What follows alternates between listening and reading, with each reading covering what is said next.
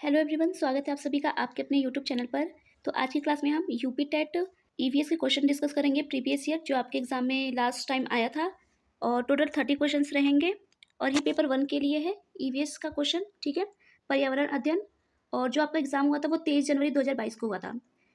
तो इससे आपको अंदाज़ा लगेगा कि आपका पेपर कैसा बनेगा, कहाँ कहाँ से टॉपिक आ रहे हैं, कौन सी क्लास से आएंगे, क्या फर्स्ट टू फिफ्थ क्लास से आएगा या 8th क्लास तक आएगा या 9th 10th की बुक से आएगा, या ईवीएस हम कहाँ से पढ़ें, वो सब हम इस वीडियो में जानेंगे कि आपको कौन सी किताब पढ़नी है, कौन सा चैप्टर पढ़ना है, कैसे पढ़ना है, क्या क्या टॉपिक कवर करना है। क्योंकि पढ़ने के लिए बहुत कुछ है, लेकिन आपको सारा नहीं पढ़ना, सिर्फ वही टॉपिक्स पढ़ने हैं जो आपके एग्जाम में आता है। और दूसरी चीज़ ये रहेगी, प्रैक्टिस सेट लगाने से या प्रीवियस सेट लगाने से आपकी थिंकिंग बनेगी, आपको कैसे पेपर में अटेम्प्ट करना है, क्या गलतियाँ नहीं करनी है, पेपर में कैसे पूछा जा रहा है, अगर आप कोई टॉपिक्स पढ़ते हैं तो कैसे उससे क्वेश्चंस फ्रेम होंगे, ठीक है। सब कुछ डिस्कस करेंगे। टोटल 30 क्वेश्चन है। चलिए स्टार्ट करते हैं।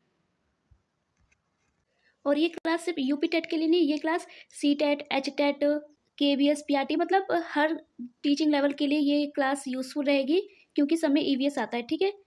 देखिए फर्स्ट क्वेश्चन, ध्रुव तारा कहा जाता है, मतलब ध्रुव तारा किसे कहेंगे, पूर्वी तारे को, दक्षिण तारे को, उत्तरी तारे को या पश्चिमी तारे को।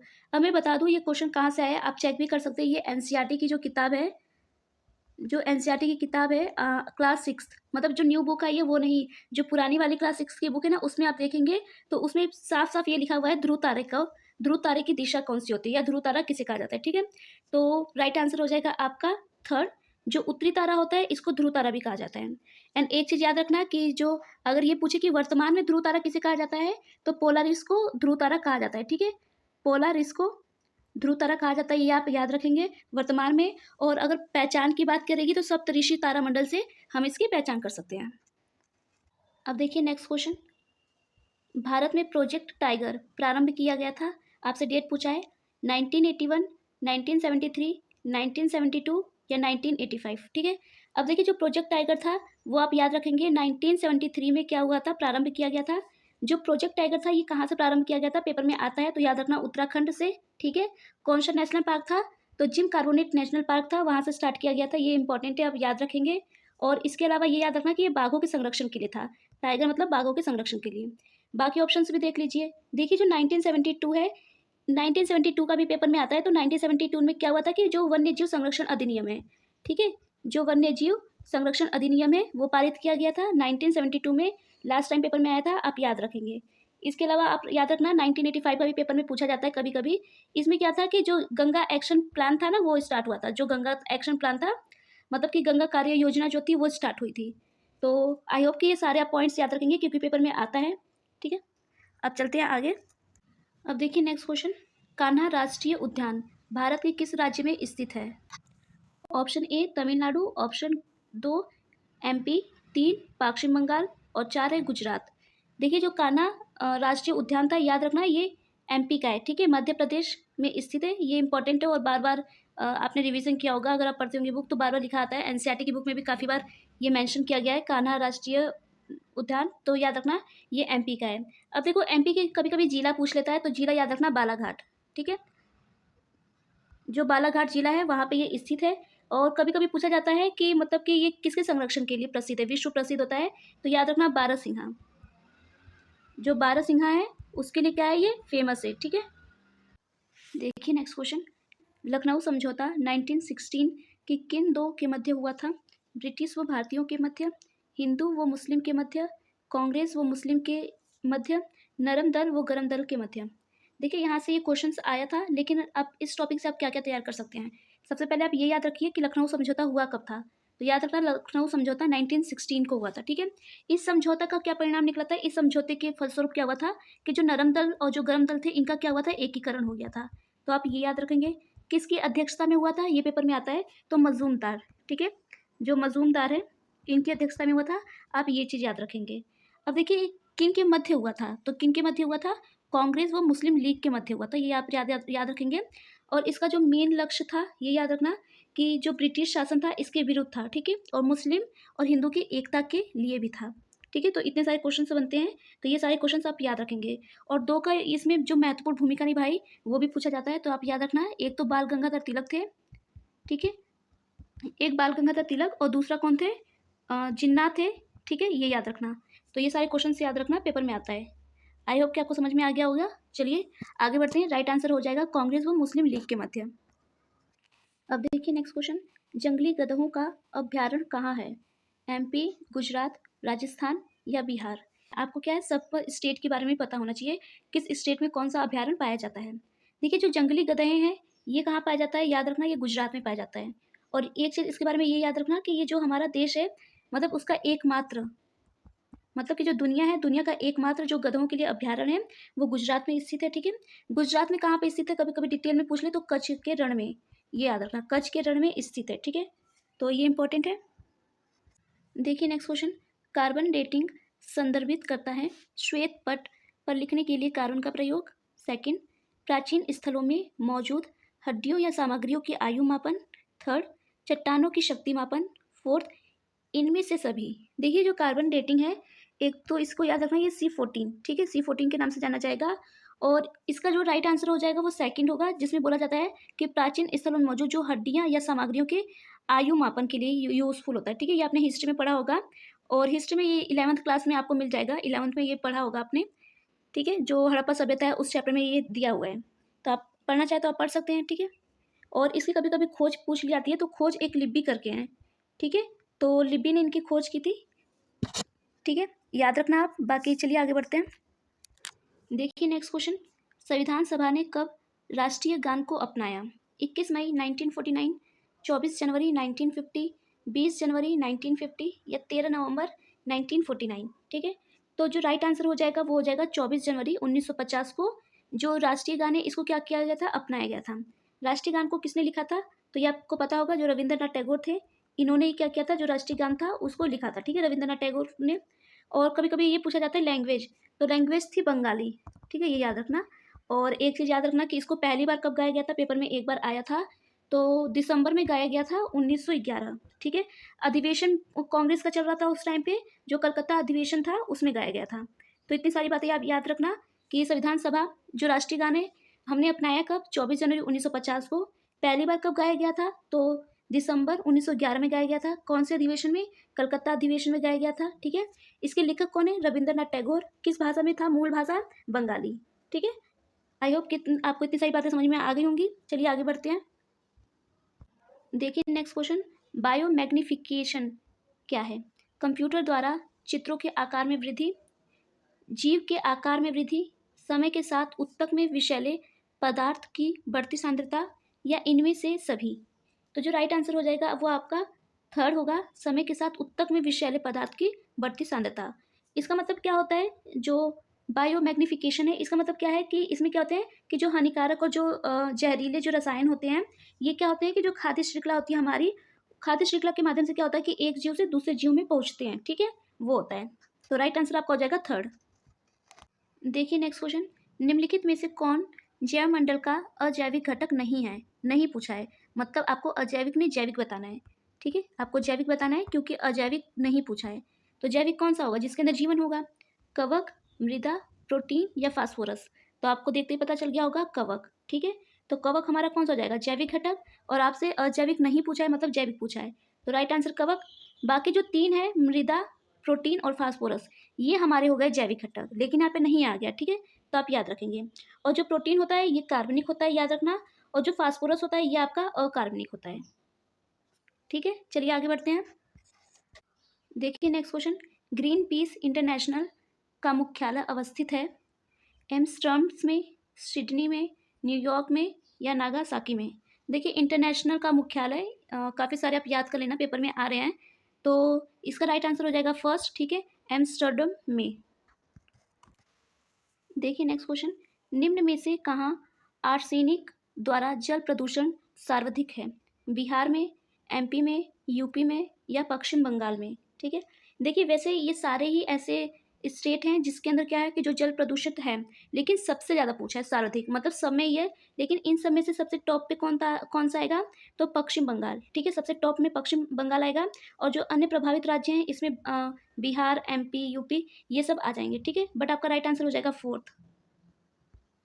देखिए नेक्स्ट क्वेश्चन, भारत में पश्चिमी घाट के दक्कन शुष्क है क्योंकि रेन शेडो प्रभाव है, उच्च तुंगता प्रभाव है, निम्न ताप प्रभाव है, या दाब प्रभाव है। ठीक है, कौन सा राइट आंसर हो जाएगा बताओ। देखिए जो राइट आंसर हो जाएगा वो आपका फर्स्ट होगा, रेन शेडो प्रभाव। ठीक है, तो राइट आंसर आपका हो जाएगा फर्स्ट। और एक चीज़ इसमें याद रखना है, इससे रिलेटेड एक ये आता है पेपर में कि जो रेन शेडो एरिया है, ठीक है, मैं लिख देती हूँ यहाँ पे, जो रेन शेडो एरिया है ये क्या है कि जो पहाड़ की दूसरी साइड है ना, जहाँ पे बहुत कम वर्षा होती है, उसको बोला जाता है। एक बार ये पेपर में आया हुआ था, तो आप वो भी याद रखना कि मतलब कि जो पहाड़ों की दूसरी साइड का जो एरिया है जहाँ पे बहुत कम ही बारिश होती है, उसको ब्रिटिश छाया क्षेत्र भी बोलते हैं, रेन शेडो एरिया भी बोला जाता है। अब देखिए नेक्स्ट क्वेश्चन, वन्य जीव सुरक्षा अधिनियम पारित किया गया था। देखिए इसका आंसर अब आप सभी बता देंगे क्योंकि मैं इससे पहले की क्लास में ये एक्सप्लेन करके आई थी। तो वन्य जीव जो सुरक्षा अधिनियम है वो कब हुआ, 1972 ईस्वी, 1962, 1960 या 1975। तो आप सभी को पता होगा 1972। ठीक है, इसमें जो जंगली जानवर पौधे इन सब की सुरक्षा के लिए बनाया गया था।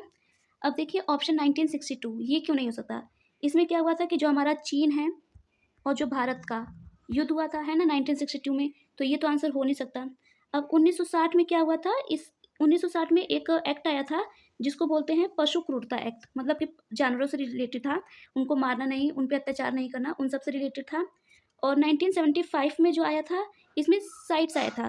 ठीक है, साइट्स में क्या था कि जिसमें जो लुप्त प्राय जो जानवर हैं, जो प्रजातियां कम होती जा रही हैं, उनके संरक्षण के लिए आया था। तो ये सारे ही आप याद रखेंगे, डेट इंपॉर्टेंट है क्योंकि ऑप्शंस में आया है कि होप कि आपके एग्जाम में भी आ सकता है।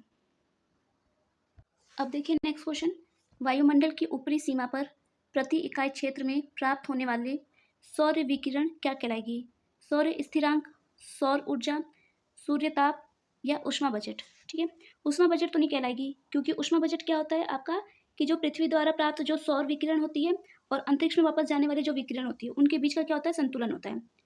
अब बात रही सूर्यताप। सूर्यताप का मतलब क्या होता है कि पृथ्वी की सतह पर जो पहुंचने वाले सूर्य की ऊष्मा हो गई। सौर ऊर्जा, सूर्य की ऊर्जा। ठीक है, और सौर स्थिरांक क्या कहलाएगा, तो सौर स्थिरांक यही आपका आंसर होगा। ठीक है, तो राइट आंसर हो जाएगा सौर स्थिरांक। बाकी भी आप देखेंगे और इसके बारे में याद करेंगे। अब देखिए नेक्स्ट क्वेश्चन, ये आपका पॉलिटी से क्वेश्चन आया हुआ है। ठीक है, किस देश के संविधान से मौलिक कर्तव्य लिया गया है। अब ये 11th क्लास की बुक से आया गया। ठीक है, 9th में भी मिल जाएगा अगर आप देखेंगे पॉलिटी की बुक में। तो ऑप्शन है यूएसए, यूनाइटेड किंगडम, जर्मनी या यूएसएसआर। ठीक है, तो कौन सा राइट आंसर हो जाएगा, जो मौलिक कर्तव्य है याद रखना ये हमारे यूएसएसआर से लिए गए हैं। ठीक है, यूएसएसआर से लिए गए हैं, ये याद रखना, ये इंपॉर्टेंट है, जिसको फ्रांस भी कभी कभी बोल दिया जाता है। कौन सा संविधान संशोधन, संविधान संशोधन बहुत इंपॉर्टेंट है, ये DT+B में आया था और आपका जो NTPC एग्जाम हुआ था उसमें भी आया था। तो याद रखना जो 42वां संविधान संशोधन है, ठीक है, उस संशोधन से जोड़ा गया था। 42वां संशोधन कब हुआ था, तो 1976। आप में एक 42वां संविधान संशोधन, एक 44वां, बहुत इंपॉर्टेंट है। तो 1976 में हुआ था। ठीक है, कौन सी समिति थी, तो याद रखना स्वर्ण सिंह समिति थी। कौन सी समिति थी, स्वर्ण सिंह समिति की अध्यक्षता में हुआ था। और भाग भी कभी कभी पूछा जाता है, तो भाग याद रखना 4th A। ठीक है, ये भाग याद रखना 4th A। और अनुच्छेद है 51A, 51A, इतनी बात आप याद रखना। मौलिक कर्तव्य कहाँ से लिया गया है, यूएसएसआर से लिया गया है। किसकी अध्यक्षता में, स्वर्ण सिंह समिति। कौन से संविधान संशोधन, 42वें संविधान संशोधन। और 42वें संविधान संशोधन की ईयर क्या है, 1976। और कौन से भाग से, 4th A, आर्टिकल 51A। ठीक है, और वर्तमान में जो मौलिक कर्तव्य हैं वो टोटल कितने हैं, वो 11वां है। जो लास्ट वाला जोड़ा गया था वो शिक्षा का जो अधिकार अधिनियम है वो जोड़ा गया था, जिसमें 6 से 18 वर्ष के बच्चों के लिए था। ठीक है, अब देखिए नेक्स्ट क्वेश्चन, सर्वाधिक जैव विविधता पाई जाती है शांत घाटी में, सुरमा घाटी में, फूलों की घाटी में, दोरांग घाटी में। तो ये आप लोग सबको पता ही होगा, जो सर्वाधिक जैव विविधता होती है वो शांत घाटी में पाई जाती है। तो राइट आंसर हो जाएगा आपका फर्स्ट। एंड एक चीज आप या ये भी याद रखेंगे, जो फूलों की घाटी है ये किसको कहा जाता है या कहाँ पे स्थित है, तो उत्तराखंड। ठीक है, उत्तराखंड में फूलों की घाटी स्थित है। तो ये इंपॉर्टेंट है, याद रखना, पेपर में आता है। याद रखना आप, केरल में स्थित है। ठीक है, जिसको साइलेंट वैली भी बोला जाता है, पेपर में आता है। अब देखिए नेक्स्ट क्वेश्चन, LPG के संदर्भ में क्या असत्य है, मतलब क्या गलत है, 3 सही है 1 गलत बताना है। अब ये आपकी NCERT की जो पुरानी वाली बुक है 8th क्लास की, उसमें ये पूरा अच्छे से डिटेल चैप्टर दिया गया है। चैप्टर 3rd या 4th होगा। देखिए LPG से संबंधित क्या चीज़ें नहीं है, जो गलत है वो पहले सही ढूंढ लो, नहीं अपने आप पता चल जाएगा। नीले ज्वाला से जलने वाला, ये एकदम सही बात है LPG। उच्च उष्मीयमान, सही बात है। एक स्वच्छ ईंधन, ये भी सही बात है। मीथेन उत्सर्जन करने वाला, तो ये गलत बात है, तो राइट आंसर आपका हो जाएगा फोर्थ। ठीक है, अब देखिए नेक्स्ट क्वेश्चन। पारिस्थितिकी तंत्र के घटक उत्पादक व उपभोक्ता, जैविक तथा अजैविक पदार्थ, पौधे तथा जंतु, उत्पादक उपभोक्ता व अपघटक। अब देखिए यहाँ पे अगर आप चारों ऑप्शंस को देखेंगे तो सारे सही हैं, बट आपको वो वाला ऑप्शन चूज करना है जिसमें सारे आ जाएं। मैंने हमेशा बोला है कि जब आप ऑप्शन में कंफ्यूज हो तो आपको वो, अगर आपको ये लगे पेपर में कि सारे ऑप्शन अच्छे हैं, तो फिर ऐसा ऑप्शन ढूंढना चाहिए जिसमें सारे इंक्लूड हो। अब देखिए जैसे कि पहला है उत्पादक उपभोक्ता, पौधे तथा जंतु, ठीक है, उत्पादक उपभोक्ता तथा अपघटक। इन ये जो तीनों बातें हैं ये किस में मिल जाएगा, दूसरे में मिल जाएगा, जैविक तथा अजैविक पदार्थ में। तो हमारा राइट आंसर हो जाएगा वो कौन सा हो जाएगा, सेकंड। हमेशा वो ऑप्शन देखना जिसमें सारे सही हो, तो वो जिसमें सारे आ जाए, इंक्लूड हो जाए। ठीक है, अब जैविक घटक कौन सा हो जाएगा, जिसके अंदर जीवन होता है, जैसे कि पौधे, जानवर, मनुष्य, ठीक है, सूक्ष्म जीवी, कवक, बैक्टीरिया। और जो अजैविक होगा जिसमें आ जाएगा मिट्टी, हवा, ठीक है, सौर ऊर्जा, ये सारी चीजें। देखिए अब मैं लिखवा देती हूँ जो जैविक घटक है। देखिए जैविक में क्या क्या आ जाएगा, जैविक में पौधे, जानवर, मनुष्य, सूक्ष्मजीवी, सूक्ष्मजीव के अलावा कवक और बैक्टीरिया। ठीक है, और जो अजैविक है उसके अंदर आ जाएगा मिट्टी, हवा, खनिज, कार्बनिक और अकार्बनिक पदार्थ। ठीक, आप याद कर लेना इसको। देखिए अब नेक्स्ट क्वेश्चन, मकर रेखा, इसका मान बताना है 23.5 degree, 23 degree south, 23.5 degree south या 23.5 डिग्री नॉर्थ। देखिए जो 23.5 डिग्री नॉर्थ होता है मतलब उत्तर दिशा, वो तो कर्क रेखा का होता है। ठीक है, ये आप याद रखेंगे। आपसे इस बार मकर पूछा है, तो क्या पता इस बार आपसे कर्क रेखा पूछ ले, लास्ट टाइम मकर पूछा है, तो मकर आपका कौन सा हो जाएगा, दक्षिण। ठीक है, तो ये रहा, मतलब कि 23.5 डिग्री साउथ, तो ये आपका हो जाएगा मकर रेखा। तो राइट आंसर हो जाएगा थर्ड। मतलब अगर 23.5 डिग्री उत्तर पूछेगा तो वो आपका कर्क रेखा, और 23.5 डिग्री दक्षिण तो वो आपका होता है मकर रेखा। अब देखिए नेक्स्ट क्वेश्चन, इकोसिस्टम शब्द का प्रयोग सर्वप्रथम किसने किया, doctor Odum, doctor A G Tansley, doctor R D Mishra, doctor Whittaker. तो ये आपको याद रखना है कि जो टांसले थे डॉक्टर, इन्होंने इको जो सिस्टम था ये सर्वप्रथम प्रयोग किया। ठीक है, तो राइट आंसर हो जाएगा आपका सेकंड। एंड अब याद रखेंगे आप इकोसिस्टम होता क्या है, तो इकोसिस्टम के अंदर आपका जो जैविक घटक है और प्लस आपका जो अजैविक है, ठीक है, जैविक और अजैविक का पूरा को मिलाएंगे तो क्या बन जाएगा आपका इकोसिस्टम। अब देखिए नेक्स्ट क्वेश्चन, घास भूमि क्षेत्र के परितंत्र के खाद्य श्रृंखला में सबसे उच्च स्तर का उपभोक्ता होता है, जीवाणु, मांसाहारी, शाकाहारी, शाकाहारी व मांसाहारी दोनों। देखिए ये टॉपिक क्या है, मोस्ट इंपॉर्टेंट है, वेरी वेरी इंपॉर्टेंट। ये टॉपिक आपका DSSB PRT, आपका जो HTET है, CTET है, UP TET है, हर एक सिंगल एग्जाम में ये यहाँ से ये टॉपिक से क्वेश्चन जरूर आते हैं। तो खाद्य श्रृंखला एकदम अच्छे से पढ़ के जाना है आपको।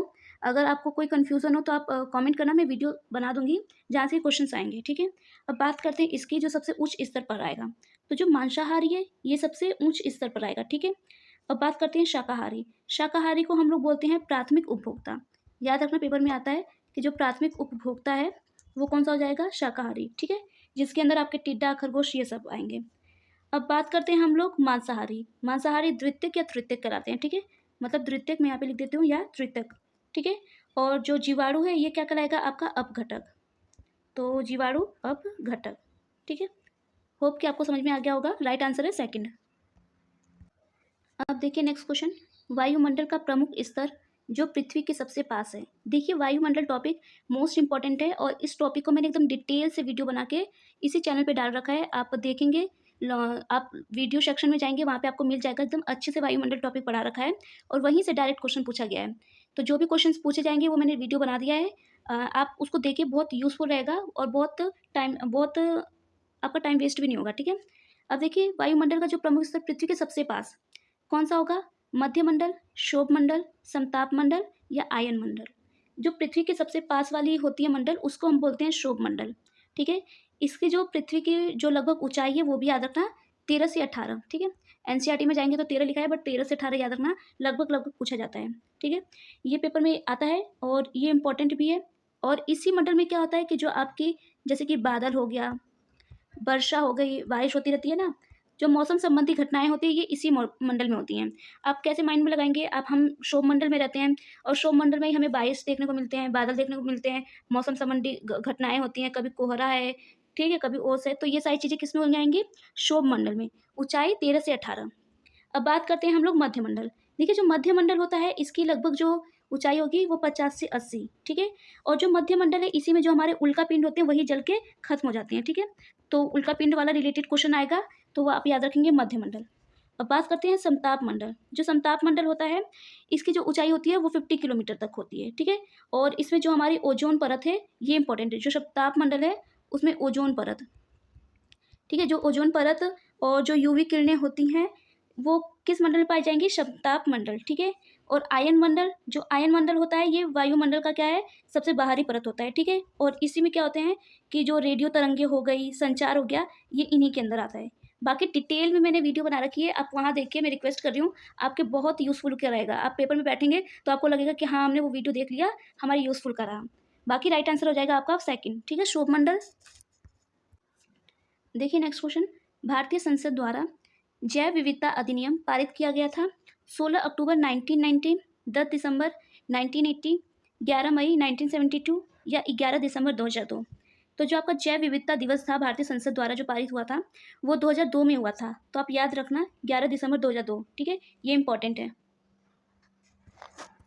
अब देखिए नेक्स्ट क्वेश्चन, निम्नलिखित में से कौन सी कृषि करने की प्रक्रिया पर्यावरण संरक्षण में सहायक है, ठीक है? पॉजिटिव बातें कौन सी बतानी है जो हमारे पर्यावरण के लिए भी उपयोग रहेगा। अधिक उपज वाली किस्म की खेती, ग्लास हाउस में पौधे लगाना, शिफ्टिंग खेती या जैविक खेती। देखिए सबसे पहले बात करते हैं अधिक उपज वाली किस्म की खेती। देखिए ये हमारे पर्यावरण के लिए ज़्यादा हेल्पफुल नहीं रहेगा, बिकॉज क्योंकि ये बहुत अधिक उपज वाली है तो इसके अंदर हम क्या करेंगे, जो हमारे कीटनाशक हैं वो ज़्यादा उपयोग करेंगे, भारी मात्रा में उपयोग करना पड़ेगा, ठीक है? तो ये ज़्यादा अच्छा नहीं रहेगा, ठीक है? क्योंकि इसमें क्या है कि बहुत ज़्यादा रसायन होंगी, ठीक है? तो जो नुकसान करेंगी मिट्टी में, भूजल को, इन सबको।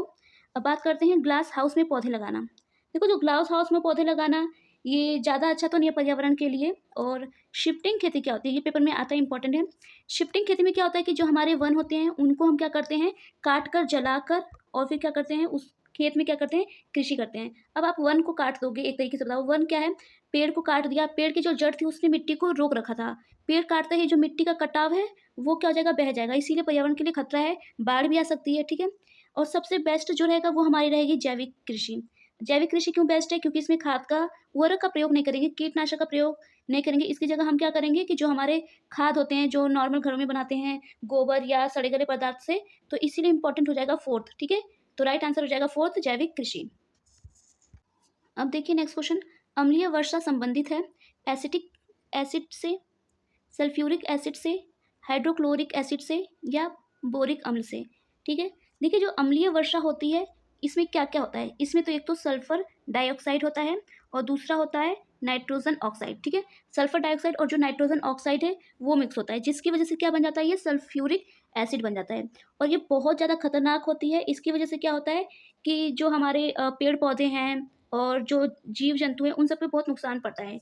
देखो अम्लीय वर्षा कैसे होगा, जब बारिश होती है तो बारिश होने के बाद क्या होती है कि जो रेन ड्रॉप्स होती हैं उसके अंदर हमारे वायुमंडल में हानिकारक गैसें भी होती हैं। तो जो रेन ड्रॉप्स होती है वो जो हमारे सल्फर डाइऑक्साइड है और जो नाइट्रोजन ऑक्साइड है इन गैसों से जाके मिल जाती है और वो जो पानी होता है वो खराब हो जाता है और वो जो पानी है वो सल्फ्यूरिक एसिड बन जाता है, जिसकी वजह से जब वो नीचे गिरता है तो भवन को खराब कर देता है, जानवर वही पानी पीते हैं और पेड़ पौधे में वही पानी जाता है तो बहुत नुकसान करता है। और इसी के कारण हमारा आजकल आप देख रहे होंगे कि जो ताजमहल है, जो ताजमहल का कलर हटता जा रहा है, क्यों हटता जा रहा है, ये इसी रीज़न की वजह से है, ठीक है?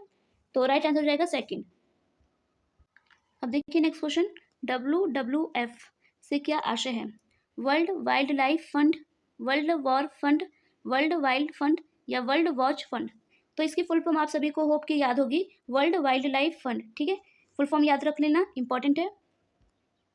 अब देखिए नेक्स्ट क्वेश्चन, फूलों की घाटी अवस्थित है। अब देखिए मैंने ये आपको अभी मैं आपको बता के भी आई थी कि फूलों की घाटी कहाँ है। अगर आप अच्छे से सुन रहे होंगे, वीडियो को देख रहे होंगे तो आप अभी तुरंत बता देंगे आंसर। कहाँ है, सिक्किम में, हिमाचल प्रदेश में, जम्मू कश्मीर में या उत्तराखंड में। तो फूलों की घाटी कहाँ है, उत्तराखंड में। ये एनसीईआरटी की क्लास से पूछा गया है, ठीक है? Class 1 to 5, 3rd to 5th की बुक देखोगे आप ईवीएस की तो उसी में मिल जाएगा। अब देखिए नेक्स्ट क्वेश्चन, भारत में निम्नलिखित में से कौन सी एजेंसी मुख्य रूप से प्रदूषण के मापन से संबंधित है? केंद्रीय जल आयोग, केंद्रीय प्रदूषण नियंत्रण board, green tribunal, survey of India. देखिए, ये अगर आपको नहीं आता होगा क्वेश्चन तो आप क्या कर सकते हैं, इसमें आप थोड़ा सा माइंड लगाएंगे। देखिए, यहाँ पे प्रदूषण लिखा है, यहाँ भी प्रदूषण है, तो प्रदूषण प्रदूषण को ही मापेगा, तो इसीलिए राइट आंसर हो जाएगा आपका सेकंड। अब देखिए नेक्स्ट क्वेश्चन, कोटोपॉक्सी एक जागृत ज्वालामुखी है, ये कहाँ पे है? एंडीज में, हवाई में, सिसिली में या रॉकीज में? देखिए, जो कोटोपॉक्सी है ये आपका एंडीज में अवस्थित है। अब एंडीज में बता दूं कहाँ पे है, तो ये आपका दक्षिण अमेरिका में है, और ये 7th क्लास की बुक में भी है, ठीक है। अगर आप पढ़ेंगे 7th क्लास की जो बुक है ज्योग्राफी की, उसमें मिलेगा आपको। क्वेश्चन आज का लास्ट और मोस्ट इम्पोर्टेंट, तिब्बत की सांगपो नदी भारत में जानी जाती है, ब्रह्मपुत्रा, यमुना, गंगा या सिंधु? ये मोस्ट इम्पॉर्टेंट क्वेश्चन भी है, और इस नदी के बहुत ज़्यादा नाम हैं, अलग अलग जगह पे अलग अलग नाम है, तो वो हम सब कवर करेंगे अभी। देखिए, जो भारत है, भारत में से सबसे पहले इसको ब्रह्मपुत्रा बोला जाता है, तिब्बत में सांगपो, याद रखना, और भारत में ब्रह्मपुत्रा। पेपर में ऐसे भी पूछ सकता है कि ब्रह्मपुत्रा नदी को तिब्बत में किस नाम से जाना जाता है, तो सांगपो, ठीक है। बाकी याद रखना, एक है अरुणाचल प्रदेश, ठीक है, जो अरुणाचल प्रदेश है, अरुणाचल प्रदेश में इसको जाना जाता है दिहांग नाम से, मैं लिख देती हूँ दिहांग, ठीक है। अरुणाचल प्रदेश में दिहांग नाम से जाना जाएगा। असम में जाना जाता है ब्रह्मपुत्रा नाम से, तो ये असम, ठीक है। भारत के अंदर असम में ब्रह्मपुत्रा के नाम से जाना जाएगा। और बात करते हैं बांग्लादेश, तो ये बांग्लादेश में जमुना के नाम से जाना जाएगा, ठीक है। जमुना के नाम से, आपको होप कि आपको ये समझ में आ गया होगा, क्योंकि इसमें ऐसे ही लिखा जाएगा, तो बांग्लादेश में जमुना के नाम से जाना जाता है। और देखिए, ये ना बांग्लादेश में बहुत सारे नाम हैं, अगर ये बात करें तो ये उत्तर में, और एक होता है मध्य बांग्ला, ठीक है। तो मध्य जो बांग्लादेश होता है उसमें आपसे जाना जाएगा पद्मा, अभी मैं बोल भी दूंगी, तो पद्मा के नाम से जाना जाता है मध्य बांग्लादेश में। और जो दक्षिणी बांग्लादेश है उसमें मेघना, ठीक है, जो दक्षिणी बांग्लादेश है उसमें मेघना।